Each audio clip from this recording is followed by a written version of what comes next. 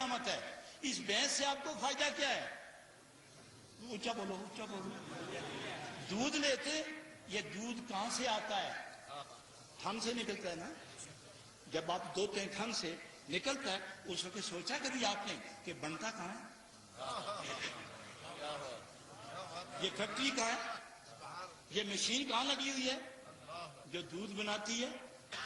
اور آپ کو فوراً پتہ چلتا ہے کہ مشین نے پروڈکشن کر دی ہے اور مال نکل آیا اور آگے گوڈاؤن میں چلا گیا. مال نکل آیا گوڈاؤن میں چلا آیا. جہاں ذخیرہ ہوتا ہے دودھ وہاں پہنچایا. آپ بازی دے کے پہنچائے، دھونا شروع کر دیا. یہ تو نہیں سوچا کہ وہ اندر جو فیکٹری ہے وہ کیسے چل رہی ہے، اب بھی چلتی ہے نہیں چلتی، بند ہے نہیں بند، پروڈکشن کتنی ہے، مانگ کتنی ہے. آپ نے سوچا خدا خود ارشاد فرماتا ہے اے بکری گائے بھینس کا دودھ پینے والے جو نعمت ہے تمہارے لیے، بھینس بھی نعمت، بکری بھی نعمت، گائے بھی نعمت، اس کا چمڑا نعمت، اس کا گوشت نعمت، اس کے سب کچھ نعمت ہے. یہ پوری کی پوری نعمتیں تمہارے لیے ہیں. لیکن فرمایا دودھ کی فیکٹری کہاں ہے؟ اللہ غنی. فرمایا تم نہ سوچ سکو گے، میں تمہیں بتاتا ہوں کہ میں نے فیکٹری کہاں لگائی ہوئی ہے. اگر ذبح کر کے دیکھو نا، چیر کے دیکھو، ذبح کر کے دیکھو، چیر کے دیکھو کہ دودھ کہاں سے آیا. ساری زندگی لگے رہو، خوردبین سے دیکھو، کبھی تلاش نہ کر سکو گے. مکئی اور گندم کا دانہ بیج بنا کر زمین میں اتارو تو کیا کچھ باہر نکلتا ہے. لیکن پہلے رکھ کے مشین کے ذریعے، سائنس کی قوت کے ذریعے، آلات کے ذریعے اس کا پیٹ چیر کے دیکھو، پتے کہاں ہیں، تنا کہاں ہے، دانے کے ساتھ دانے کہاں ہیں، نہیں دیکھ سکو گے. یہ اندر ایک فیکٹری ہے جو صرف خدا والا ہی جانتا ہے اور خدا بتاتا ہے. وہ فرماتے ہیں ہم تو تمہیں دودھ پلاتے ہیں. اور بنتا کہاں ہے؟ فرمایا من بین فرث و دم. وہاں ہم نے کارخانہ لگایا ہوا ہے. کہاں ہے؟ یہ ایک طرف گوبر ہے اور دوسری طرف خون ہے. من بین فرث و دم، خون اور گوبر کے درمیان ہم نے فیکٹری لگائی ہے. لیکن کبھی گوبر اندر نہیں گیا، کبھی خون اندر نہیں گیا. فرمایا سائغن للشاربین، کتنا پسندیدہ، ذائقے دار، خوشبودار اور نعمت. اچھا حضرات، اس میں تین چیزیں نکلی: خون، گوشت، گوبر، دودھ. کتنی چیزیں ہو گئیں؟ فرمایا بھینس ذبح ہو جائے تو چمڑا بھی تمہارا، ہڈی بھی تمہاری، خون یہ بھینس کے لیے. اور بھینس کے حصے میں کیا آیا؟ خون آیا، گوبر آیا. اور آپ کے حصے میں کیا آیا؟ دودھ آیا اور گوشت آیا. اور جب گوبر نکلا آپ نے اٹھا کے زمین میں پھینک دیا. دودھ نکلا اٹھا کے وہ بھی آپ نے پھینک دیا. دودھ بھی پھینکا گیا، گوبر بھی پھینکا گیا. جلد بازو نے دودھ پھینکا تو منہ کے ذریعے اندر بھیج دیا. اور عورتوں، خادموں، غلاموں، زمینداروں نے گوبر اٹھایا زمین میں پھینک دیا. اب یہاں اور مزے کی چیزیں نکل آئی ہیں. دیکھو فرمایا یہ گوبر بیکار ہے، یہی تو زمین میں گیا. زمین کو اسے طاقت دی، اس میں جو آپ نے بیج بویا زبردست پھل نکلا. پھل کے اندر پھر دانا آپ کا، پھر وہ بھوسا اور وہ چارہ بھینس کا. تو گویا وہ جو ہے گوبر یہ بھی نعمت ہے. یہ غلہ بڑھاتا ہے اور چارہ بڑھاتا ہے. بھینس اپنے لیے چارہ بڑھاتی ہے اور تمہارے لیے غلہ اگاتی ہے. وہ بھی نعمت، یہ بھی نعمت، تم بھی نعمت. یہ ساری نعمتیں جب اکٹھی ہوئی اور آپ کے اندر آئیں اور اس جسم کو جب طاقت ملی، آنکھ کو طاقت، دماغ کو طاقت، دل کو طاقت، جگر کو طاقت، ہاتھ کو طاقت، انگلی کو طاقت، پاؤں کو طاقت، پنڈلی کو طاقت، پٹھے کو طاقت، رگوں کو طاقت، خون میں اضافہ، یہ سارا وجود جب پورا طاقتور ہو گیا، مجسم طاقتور ہو گیا. اب اس طاقت کو خدا کے حضور سجدوں پر قربان کر دو تاکہ شکر ادا ہو جائے. نعرہ تکبیر، نعرہ رسالت، دربار عالیہ میاں شریف. حضرات گرامی، میں کون کون سی مثال دوں شکر پر؟ ابھی تو 2 جملے صوفیاء کے لیے اور باقی ہیں، ایک ذکر باقی ہے اور اس کی لذتوں اور کیفیات کا تو معاملہ ہی جدا ہے، اور ایک صبر سنا ہے، جب مصیبت آئے تو صبر کرنا پڑتا ہے، جب مصیبت آئے تو صبر۔ اور 2 قسم کی مصیبتیں ہوتی ہیں، ایک مصیبت جسم کو لے جانے والی اور ایک مصیبت ایمان لے جانے والی۔ مصیبتیں کتنی قسم کی ہیں؟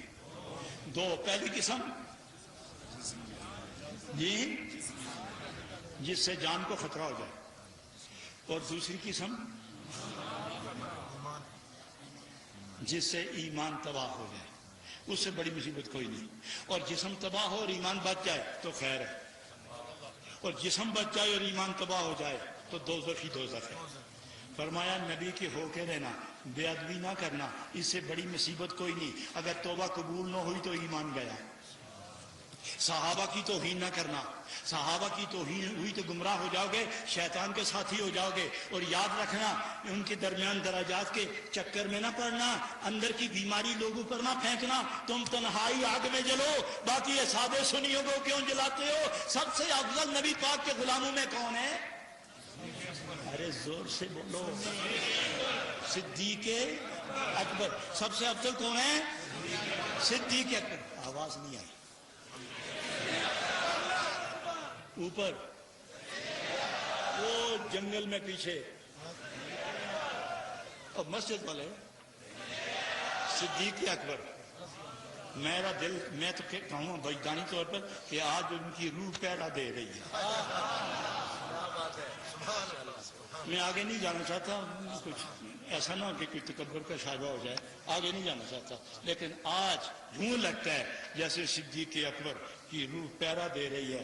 دیکھتے ہیں کہ نبی کے غلام میرے بارے میں کیا کہتے ہیں۔ تو اگر وہ سنیں تو آپ کیا سنانا چاہتے ہیں کہ بعد الانبیاء خیر البشر کون ہے؟ اور افضل البشر کون ہے؟